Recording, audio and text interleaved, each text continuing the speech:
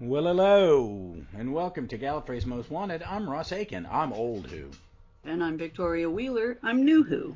and we've run out of Chrisopher Eccleston on TV, so we are going to do our discussion on his first big finish um, box sets, the Ravagers. It's not the Ravagers; it's just Ravagers. I keep wanting to add the to the title, which there is none.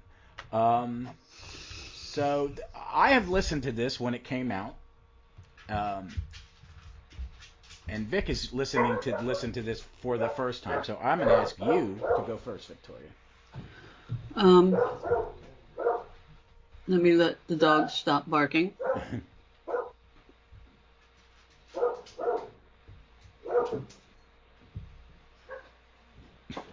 Okay, you're just getting up to deal with it. Let's see. How do I say this? This is one of the first big finishes that I've listened to that has really driven home how great so much Big Finish is. Okay. How about that? No. That's why I'm asking you first.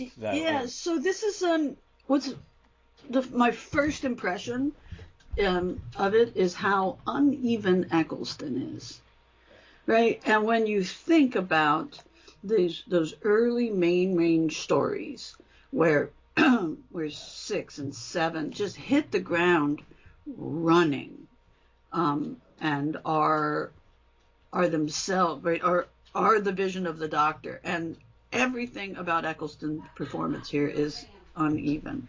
He doesn't seem to be comfortable working in a booth and in a script, right? He's one of those later generation, like, method actor types, and he's not really comfortable standing in front of a microphone with a script. You can just feel it. It's a very uneven performance. It's not the fully immersed performance that we always got from the Doctor. And I should have prefaced this by saying, I'm New Who. This is my first Doctor. I love Eccleston. And I love him as an actor. I've watched, the show The North. I've seen parts of his Macbeth, right? Like, he's an amazing actor. But he is a fully immersed in character actor, and he doesn't get here in this. It's not, I don't think it's the material. From a dialogue standpoint, I don't have a ton of background in how to write dialogue and stuff like that. So I don't know but I wouldn't criticize that, because the story itself is pretty interesting and is pretty timey-wimey, and the other actors handle it better. I think the woman that plays Nova is really very good.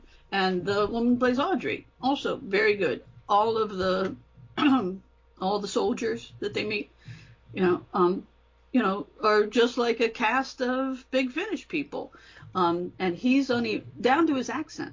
The Mancusian thickness comes and goes. And because he never loses Mancusian, but he it's like my dad's Brooklyn accent. You know what I mean? You can turn it up and down. Yeah. Right. I mean, you and I both have an ability to go into a deeper Southern accent.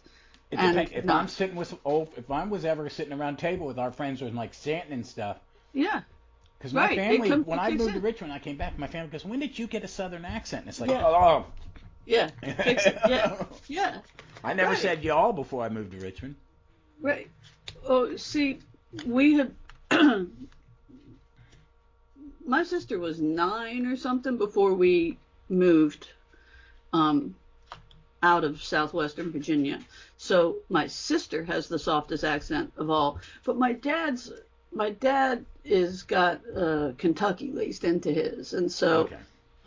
So we don't have the harder more northern accents that you had in your house. We had some Kentucky in there. So anyway, his Mancusian the dial goes up and down, and it was just a surprise, because I think of him as such a solid actor, and as I said, the overall impression, excuse me, my overall impression of this is I don't think I've experienced a Big Finish where I had this issue before. Really? How even good. some of the really early Davison? Because that's, I mean, I hate to pick on that. I mean, Davison is my Weak spot? yeah. I mean, Okay. that's where I'm probably more capable of ignoring Davison stories than almost anybody, right? Like I don't have high expectations for him, and so some of them probably surprised me, right? But no, I think Davison is never uneven. Gotcha. It might have been the material he was working with, but I don't think Davison is ever not the Doctor. No, okay, and I agree. And the one reason I asked you to go first, because when I listened to this initially, I did not like it. It wasn't him. For me, I felt it was uneven across the board. I think when he came, and there's and from what I get is Briggs did this. Briggs wrote and directed this because they're friends, and it was kind of their friendship and their professional friendship, which was the final sell to get Eccleston to come and work for him because he trusted his friend Nick. Yeah. You know, Nick promised him it would be fun. He'd be there with him, kind of attitude. So I found it to be uneven on a lot of levels. It never clicked with me. I kind of liked some of the concept. I liked some of the acting. I thought Chris was fine. I don't think he was as, like you said, I don't think he came off as an polished audio actor as I'm accustomed to with Big Finish. Exactly. Because one, they've built a repertory company, and I don't think he's done a lot of radio. Exactly. You know what I mean? I don't think that's part of his. He's not had to do it to supplement income because he's been able to do a lot of film and television, which pays better, which is good. You know, which is what you're aiming for. Right. So, on this listen, I really enjoyed it. Did you? I really, really enjoyed it because I didn't have. I went into it with almost no expectations of enjoying it again. I was like, this is the weak one. The second and third one are just so. I mean, God, Vic, it's night and day. Yeah. The second set and third set are just the third one where it has the Cyberman story set during the filming of Metropolis. Oh, cool. Oh, yes. I really enjoyed the hell out of it this time. Because I could shed all that initial expectations was gone. It was gone because I had no expectations. That's good. But I agree with everything you're saying. That's okay? good. Because since I didn't have, because I went into it, Chris Eccleston's doing Big Finish. Yeah, I can't wait. Right. And it couldn't meet the expectations I had. Does that make sense? It could never meet the expectation. I think Nick Briggs writes great Doctor Who. I agree. Okay? This is very ABC Doctor Who in some ways, even though the timey-wimey is a little bit more than, say, 60s, you know, because Briggs knows when he's writing. You know, he knows what year. Does that make sense? Like, if he's writing something set in the 60s, he wants to make sure you could close your eyes and you see that. Yeah, no, I agree. Yeah, but this time I really enjoy it. This one I'm glad. Without the expectations, I can see that. I can totally see I was entertained. I was doing it while I was reading, when I was organizing comics or doing some, social media posting, while I was at work typing emails and feeling my soul drain out of my body. Yeah, and it was a good distraction. It was entertaining. Yeah. Is it something I'm going to go, I want to go back and listen to it again? No, probably not. If I ever do an Eccleston watch, and, if I win the lottery and I get to retire for life and I'm going to do, I'm going to follow Doctor Who from beginning to end with Big Finish and TV because I have all the time in the world and I can do, post about it and social, stuff like that for the podcast. But, it's not something I'm going to jump back and think. But I would, I really, really enjoyed it this time. It was entertaining. It was what Doctor Who should be, light entertainment. And it was a distraction, and I was engaged, and I listened, and some of it was I felt my initial impression was that I didn't like the writing the first time. I thought my impression was that Nick Briggs he was simplifying it to lower expectations of people. I'm just going to give you a basic Doctor Who story. I felt it was like, wow, man, this is not the normal Nick Briggs stuff I get. I think he went with corporations bad as part of the lure for the pro-labor Chris Eccleston, the working man. Always wanted to be a jobbing actor, right? Like, that's a good point. I would agree with it, because that's one of the things I like about it, because I'm right. I'm right. labor but all the way. I think that's look, the immersive reality games idea is really interesting, but there's some definite twists in it that I thought weren't standard Who. I like the writing on it, and I like the writing on it so much that part of it I think is going to inspire an arc in a D&D campaign I'm going to run, because I think it's really interesting that there was a belief of cause and effect between the Ravagers and the Time Eddy, and then there was an attempt at, right, but the belief and the cause and effect were wrong, and that's frequently a Doctor Who thing, but there was a second and a third twist to that made it not overly simplistic, and not so I thought that the writing was pretty good. I really liked Nova as a character. She's got an ace flavor to her. Very much. And I like Audrey, the bad guy who's not the bad guy, who is that the bad I really guy. liked, and it really clicked with me this time, because this time I thought more of the writing. Yeah. Because I think it all works, and that because the main trio are so good together, and that she is a villain, isn't a villain, because the Doctor is kind of, this is after the Time War and the Eddies, and it's the Gallifrey technology, all that stuff, that you're seeing her at different points. It's not that she's a bad guy, it's a frustration. Yeah, there's some, that she wasn't evil, she was just frustrated. She's trying to save the world. There was an emotional context to kind of some of it, and I liked it. And I liked that they go at the end, and he comes back to find her, and that she's a big nerd, and she watched... Nova, and when they talk about the character, the TV 60s character, that is from Dr. X. Dr. X, which is it's Professor X, I think. Yeah. And it's from a Gatiss book called Nightshade, where the Ace and the Seventh Doctor land in this village where they had filmed a famous Dr. X serial that was missing, and the monsters are coming alive. So it's the Doctor Who in the Doctor Who universe, and it's a Gatiss thing. Got it. So, and that's a really good book, and that's out in Big Finish did an adaptation of it. That's a great book. No, and all 840 whatever episodes, right? Like I felt her. But the images, right? There's some of the really nice images of Centurions in Piccadilly Circus. It's a great image, right? And me, I mean, he lands in the middle of Waterloo, and you hear square formation, right? Okay.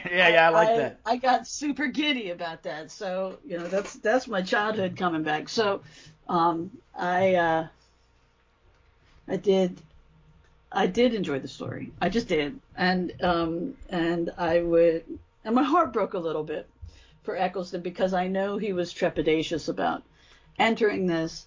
I'm glad this one was one little bump and they got over it, and I'm glad to hear that the other ones are great. They're really good. I certainly have such fondness for him, as does, and that's what's really nice about this fandom, because the true fans are all in, right? Yeah. The true fans are all in and are kind. Like this Long Island Who convention was this weekend, and seeing all the posts and stuff from all of the people who were there. And it's just such a warm and welcoming fandom, and that's how this was received. That nobody came out and was like, "Oh my God, Eccleston sucks." Because you know what? There are moments in this where it didn't feel like a. Is he RADA trained? I think he's RADA trained. But like it didn't feel like it. Yeah.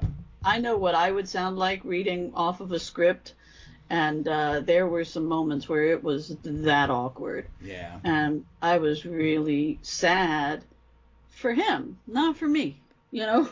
And I think that's how the Doctor Who fandom would, you buy it anyway, and I never saw really gross critiques of this. No. I mean, I never saw any complaints. Yeah, I think people gave it a benefit of the doubt, and I talked to some other people who were like, yeah, I didn't really like it, but the second one was great. I've heard exactly. conversations with other people. But I mean, I think part of it too is when he went to his first con, I think he had that kind of Carolyn John thing. It's like, I don't want to go. It's going to be this, and then they get there, and it's like, wow, I've never felt such warmth and appreciation. Exactly. And, wow, I've touched people. Yes. And I want to pay that back in a way. Yeah. So I think that a big piece of that is in that part of it is that they have to experience it. Yeah. And he's not been in except for maybe a G.I. Joe. Well, Thor. He's in a villain in a Thor movie and a villain in a G.I. Joe movie. Yeah. His 2 forays into big pictures. Didn't serve him well. It wasn't him. It just didn't serve him well. But I think part of it was, and part of it is working with Nick, because Nick Briggs doesn't do the next ones. He's with Mr. Richardson, who's doing the 8th. He's in charge of the 8th Doctor stuff now. 9th Doctor stuff. 9th Doctor stuff now. Yeah. So, and they've gotten better and better. I'm looking forward to a couple more. There's a couple I haven't listened to or bought because I haven't got to that, and I'm a little behind. I'm in the middle of listening to the second Jenny box set. Which is nice. They're okay. The first one was this one I'm not as keen on as the first one. First one surprised me, but I'm not done. I got an episode and a half to go, and then I got a Jacob Dukeman who does Matt Smith and Capaldi sets. I'll tell you what, Georgia Tennant is the best social media follow of all time. Oh my God! She posted a picture. She posted a picture of herself with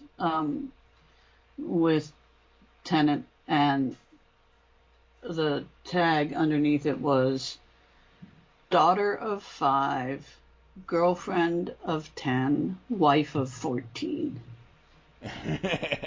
I like that. She's the best Twitter for that, and the one where she shared the comment that somebody made on a Twitter feed about Staged. And the person said she wasn't believable as Tennant's wife. Oh my God! And then the asinine comment to me. I know. What a moron! I know. Right? She's not believable. Oh my God! I saw she a loved great. it. I saw a she great. loved it. I saw a great interview. And it was Peter Davison, Paul McGann, and Colin Baker sitting on a panel, recent panel, and Davison will be at a convention with Tennant and then stand up there going, he thinks he's special signs. Yeah, no, I've and he seen did one with Michael Sheen. Yeah. It's all that one. Right. But it's he really is great. Yeah, he really is great. Yeah. But there's one where they asked Davison pick between Capaldi or Tennant, and he goes, well, I can't. How can it? I have to go with the familiar thing, and and all this, and he goes on for a minute, and then they ask McGann, and McGann goes, Capaldi, real quick, because McGann's a huge Capaldi fan. And then they ask Colin Baker, and Colin Baker goes, Jodie. So, I like Georgia Tennant's social media, and she's got another project coming up. I know Stage Season 3's coming, and I think she's in another show or something. But I'm not sure what that is. She doesn't pop up on my feed as much as she used to. I don't know I don't know what the algorithms are doing nowadays. She's got 6 kids. Yeah, or whatever, right? Like that she could see happy and positive. You know, exactly. my mother stood over an ironing board watching Match Game drinkings. Right. So, yeah, I'm. You know, this one was good. I'm looking. I think you're gonna like the other ones better. I think you're really gonna like some of those a great deal. It's just nice having Eccleston back. You know, I don't think we're gonna ever really get Capaldi. You think? Nah, maybe one day. I think maybe one day with Matt Smith. Matt Smith is just, you know, he can't. I don't think he has time. Matt Smith does not have time now, but it's not that he's against it. No, it's not. It's, you know, and he'll have time for it. And did you see for his 40th birthday that Karen Dillon and all went to Galapagos for his birthday? I was like, oh, that's amazing. Yeah. And she was on the boat. Yeah. She can't swim, and she was like, maybe I just leave. Yeah. But Jodie will do it. Jodie will do it in a heartbeat. Yeah, I think that's good. And that says everything you need to know about women over the age of 40 and what they get to do and the opportunities they're given as actors. Yeah. So she'll do it in a heartbeat. And her thing is that she don't look 40. You know, she can still play young. But I think she can't play young enough. Yeah, well, that's the biggest problem, because you put a 60-year-old man with a 25-year-old woman in a love movie, which has been icky to me forever. Well, that was her first movie. Yeah, well, that movie's about that. It is. That's a movie telling that story, so that's appropriate. But it's like, remember in the 80s, you would see like always. It was gross.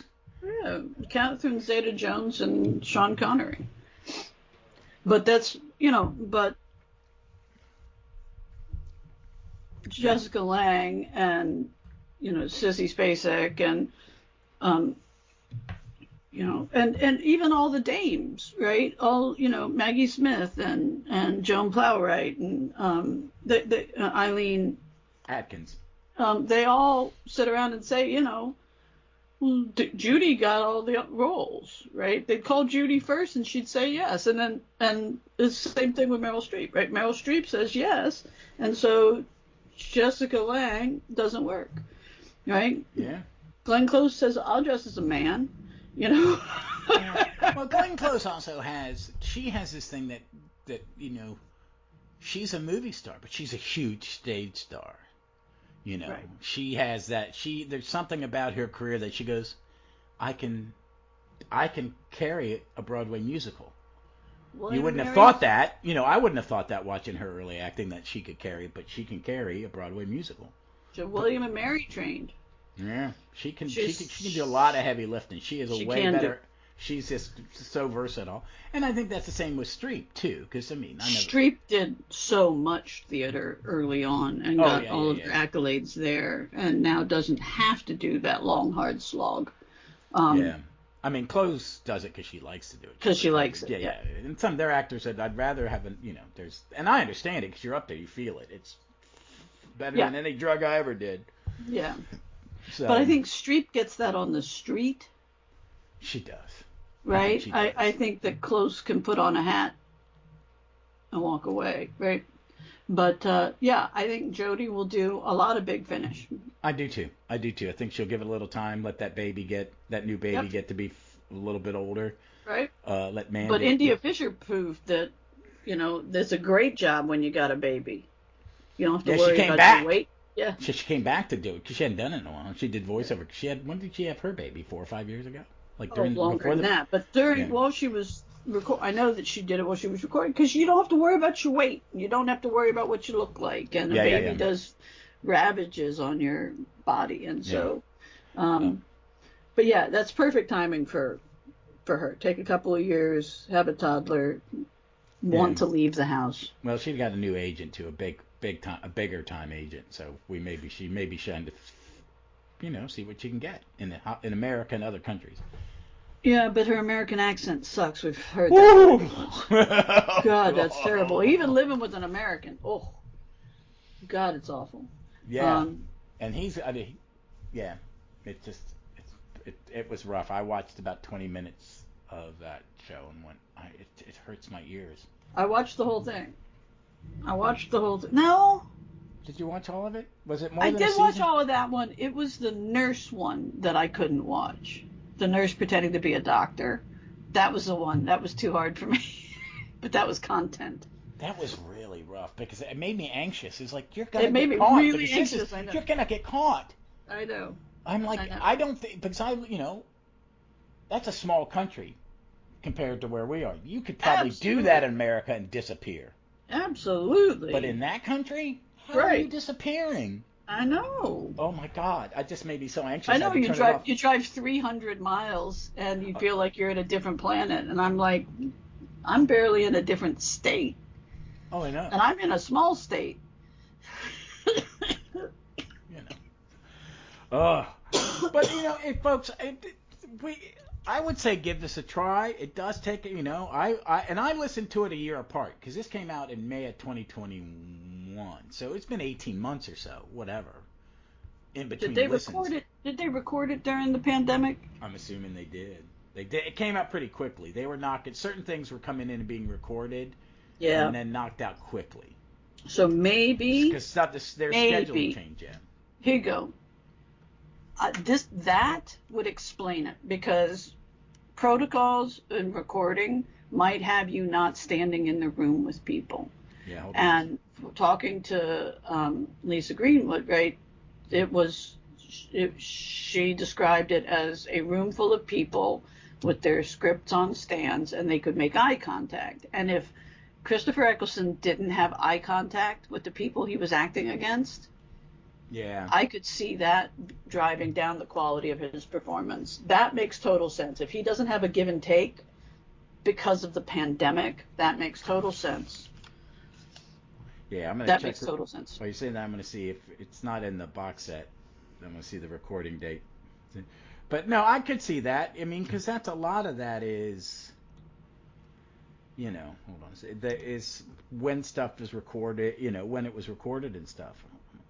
Well, I can't find it real quickly, so we'll move on because it's not been. Yeah, screw it. I'm not gonna find it, but I think it may have been because when a lot of the Tenet stuff, these one and dones that they're doing, like Out of Time, where he teams up with Baker and then Colin Baker and then Peter Davison, those were all quickly. They moved. That was stuff they did. They got it written and did it really quickly. So They moved some stuff up. They juggled when things were going to be released to keep up content. So some of it was recorded quickly and put out quickly. It was recorded remotely during 2020. Okay. That's the answer. Honestly, folks, that explains everything, because it does play as if he is one-sided reading something. Yeah. And even if you see the other actor on Zoom is not... No. It's, I've Zoomed too many damn meetings, But it's worth a listen to, folks. I mean, I think, give it a try. It is Chris Eccleston, and his doctor's a good doctor. I love his doctor. I haven't done a rewatch of his in a while, but I think we've got a lot of new, we got some time before there's any more new Who. We got a year. Yeah. A year. So we should touch on the news that came out yesterday or the day before. So here, 1 second, let me pull it up. The actress's name playing the companion Ruby Sunday. I love that character name. It's like Stan Lee wrote it. Right. It is. It's or a distant relative of Sally Sparrow, right? Yeah, that's true. But the actor's name is Millie Gibson. Yes, she is famous for Coronation Street. Mm-hmm. She received Best Young Performer award for her role as Kelly Nealon in Coral. She is at the on a crutch, 18. Yep, and the youngest companion ever cast. Now the actors on Doctor Who are young enough to be my grandchildren. Wow. She is I don't know any of her stuff. I know, so I didn't really, I'm looking forward to it. I do like the character name. I may, go back and look at some stuff, but it's mostly her. She's young. She doesn't have a lot of, doesn't have a big CV. The words that Scooty used was, from the moment she walked into the room, she captured all of our attention with her effervescence, and then solidified that attention with the sheer torque of her talent. I love that phrase, torque. Yes. Yeah, I'm looking forward to him. He's going to be. I think it's going to be great. It's Davies and it's Julie Gardner and Phil Collins. It's the team. The A team's all back together. The people Well, and Davies is a Coro fan. Of course he is. But we'll see we got stuff coming up in. We got a year to wait. I'm gonna probably do some rewatching of stuff. I got the Colin Baker Blu-ray set a few weeks ago, and I'm slowly getting through it. I just had watched a lot of Colin in the last couple of years, so I haven't been in the mood. But next week, folks, we are back with David Tennant. And what is our finish isn't it? Which one? Isn't it the finish? Are we? No, we're not up to the end of him. Hold on a second. It's the finish for Rose. Oh, is it? Did we? Because we did fear her. We did fear her. It is Doomsday. This is Army of Ghosts and Doomsday. I haven't watched that in a while. And that actually sets us up really well for Runaway Bride to be the following one. Right? God, because about that time. Yeah. It takes us forever to get through these, folks. Well, 6 months, yeah. 6 months? A little bit. 6.5 months now. That's cool. What's the next? We did Pandorica, right? So, let me see. Let me get to 11. But, I'm looking forward to that. It has been so long since I've watched that. We did Pandorica and Big Bang, so our next one is Christmas Carol. It's Christmas Carol, which is perfectly timed. Yeah, it is. And that is my favorite Christmas special, I think. Yeah, we'll record that mid-December. Nice. Love a little Michael Gambon. Yeah, that's a nice one. So let's do 12 then. Dark Water, Death in Heaven. I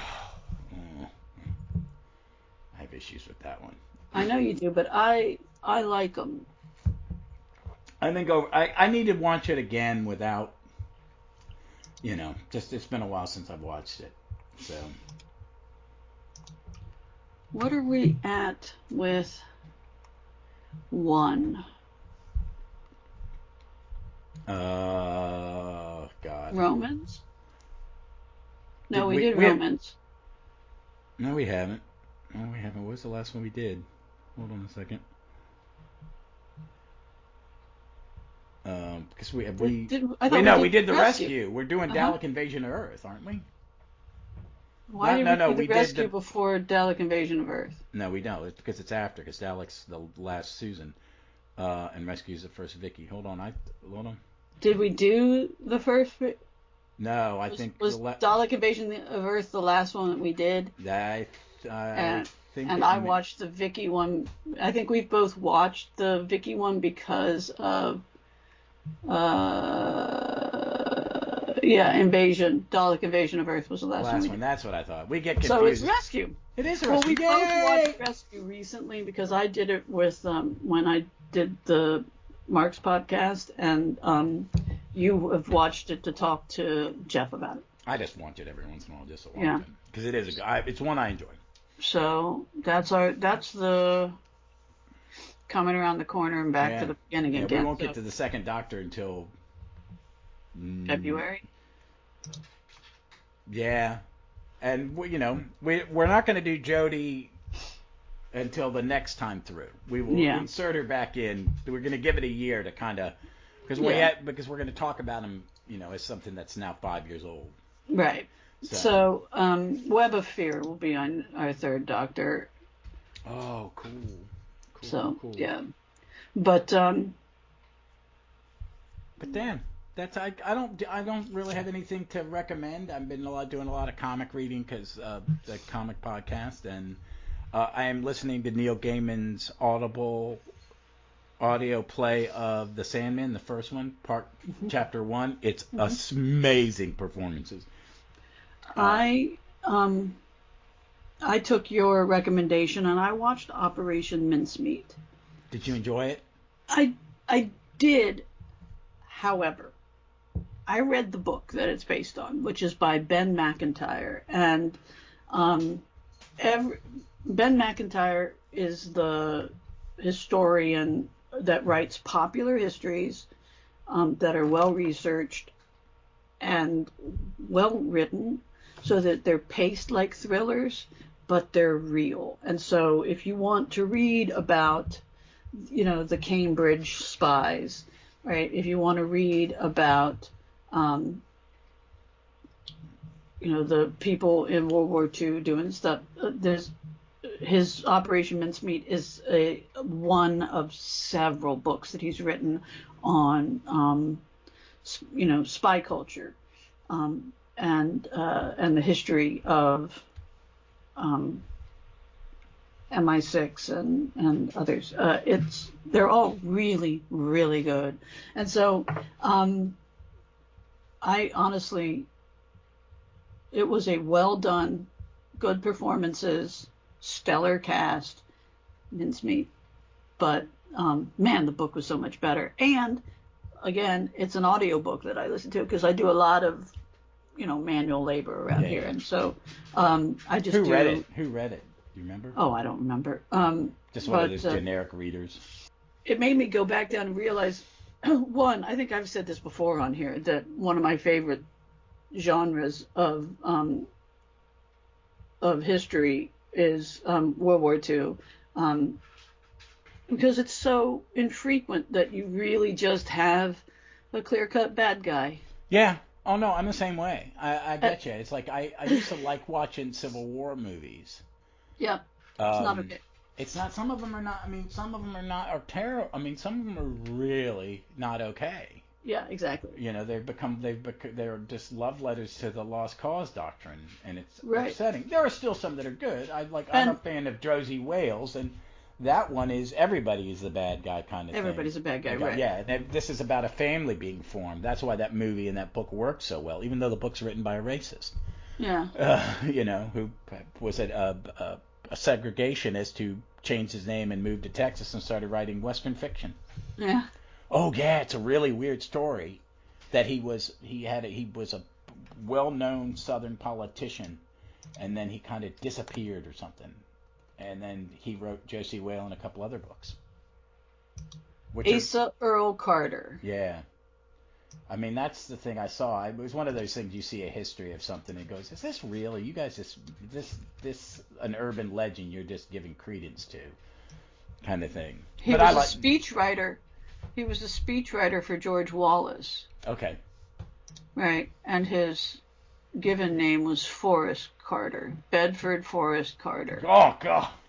Oh no, and he wrote Education of Little Tree, which he claimed as autobiographical, but was later exposed as a hoax. Okay, yeah. Okay. And growing up with this belief that there was, Cherokee in our background, which we don't know if it is or not. But anybody Southern, has got somebody that claims Cherokee. Right. Well, my mom is, because we're Virginian, she did it and says we're related to the Ross in some way. Right. No. You are. Your family is prestigious enough that I probably have a tiny microscopic drop of Powhatan blood or something in me, is kind of what she said. Pocahontas. Yeah. You have. I mean, you guys, hold on. Ignore the Disney thing. Yeah. Pocahontas was a real person. Yes. whether or not that was her name, right? Whether or not, and she was anglicized, baptized, and married John Rolfe, and the Rolfes married Randolphs. Yes. And Randolphs married Jefferson, and that's how. And so yeah, Ross is directly descended yeah, I from can tell Pocahontas. because my little sister's middle name is Randolph. Yeah. Did you know Yeah. that? Yeah. Oh yeah, okay. Well, that's where Randy comes from, right? Yeah, it's where her son got Randy. Yeah. So, honestly, Education of Little Tree is a lovely book, And Josie and it's Will all untrue. It's all So- yeah. Well, and I'm a fan of. I think the book Josie Wales is a good book. It's a great story, and I like the movie. Because it is a well-made movie, and it is. The Civil War was horrific, and both sides were horrific, and he just wants his family dies, and he creates. It's about a formation of a family. Yeah. And it's but you can never tell. We all we're still skeletons in closets of writers and performers still popping up, Yeah. Well, and we always will. I went back and I tried to find a Ben McIntyre book that I hadn't read, and I couldn't find one, and so it gave me a Jones, Operation Mincemeat. Okay. And it made me wish that I'd read that I could reread, and it's a little too soon.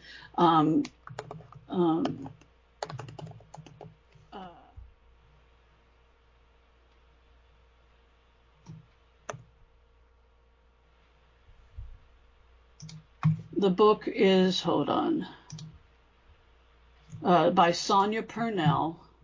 It's called A Woman of No Importance. Is the book that I wish I could go back and read. It is the story of Virginia Hall, who is a Baltimore woman who was already in Europe and wanting to be in the State Department, wanted to be in the diplomatic corps, but had lost a leg. Okay. And they wouldn't allow her back into diplomatic corps or into any work for any agency in the U.S. And she talked the SOE into letting her go over for them. Wow.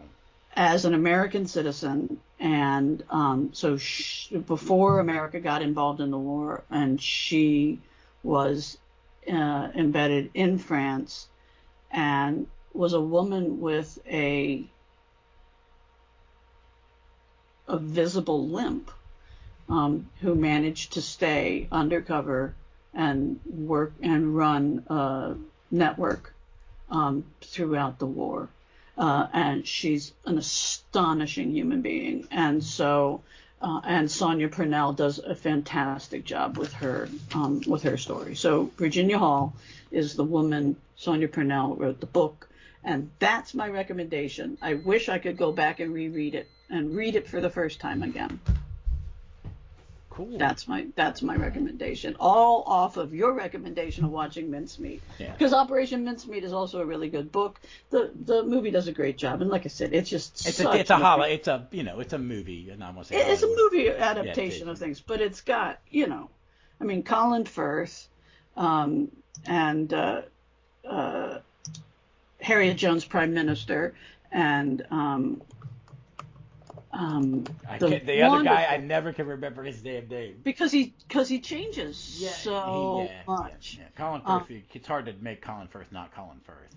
Right, but John Madden is the guy who plays him. Now they both starred. No, Madden directed it. Matthew McFadden. Yeah. Matthew McFadden and Colin Firth both played Mr. Darcy in versions of Pride and Prejudice. But Penelope Wilton, right, Harriet Jones Prime Minister, is wonderful in it.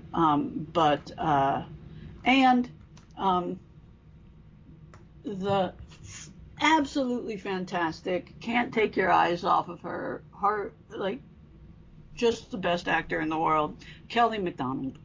She's so good in it. Who was first in Trainspotting.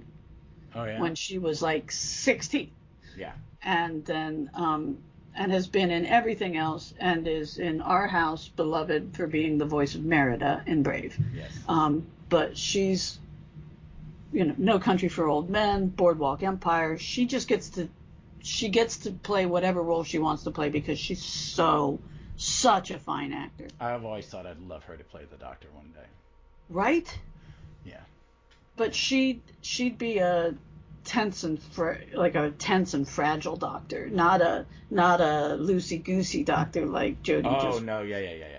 I think the next woman who plays it will be playing it that way too. I think. It'd be like a Davison sort of take on it. Yeah. Yeah. I think that's what you kind of go with. And we're gonna get to see what Scooty does. Yeah. Oh my God, it's gonna be insane.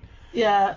But Hattie Morahan is in it for 3 minutes, right? And she's done a lot of Big Finish, I believe. Yeah. Yep. She's.